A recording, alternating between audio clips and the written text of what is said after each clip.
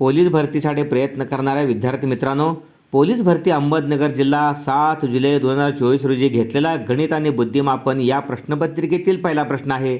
जर 2x बरोबर 3y बरोबर 4z तर x y z बरोबर प्रश्नचिन्ह.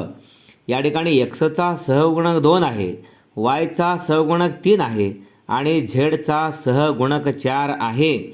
या ठिकाणी 2 न 3 न आणि 4 न भाग जाणारी लहानात लहान संख्या 12 आहे.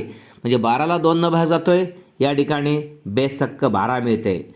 12ला 3 न भाग जातोय, या ठिकाणी 3 चौक 12 मिळते. आणि या ठिकाणी 12ला 4 न भाग जातो, 4 त्रिकोण 12 मिळते.